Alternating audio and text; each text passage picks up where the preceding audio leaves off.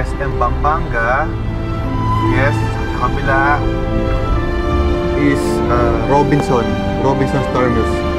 So ang biyahe is mga 5 to 10 minutes going to Villa del Sol.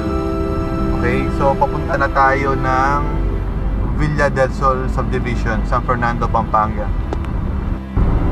Ito yung toll gate going to Angeles. Yan, going to Angeles to. Then papunta doon going to Manila.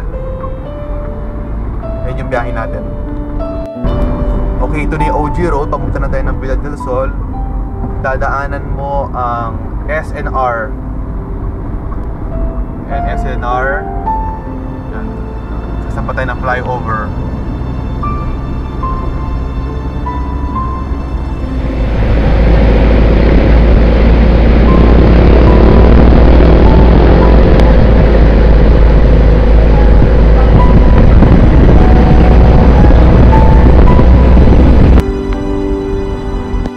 Malapit na tayo sa Villa del Sol.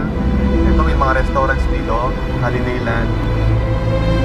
Yan, maraming establishment dito. Okay.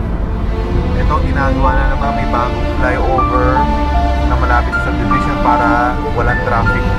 Kasi commercial place to eh. Maraming mga establishment. So before matraffic dito ngayon, ito ginagawa na naman yung bagong flyover. Yung lugar namin is nakagitna.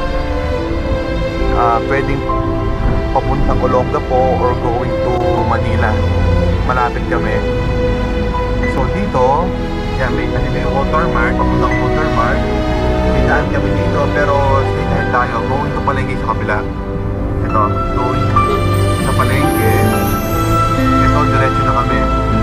Ito na yung subdivision. Gandaan dito, nandito yung terminal, city terminal. Ayan. Ito ang DFA, Department of Foreign Affairs. Ayan. Tapos, okay, ito na yung subdivision. First class subdivision sa San Fernando.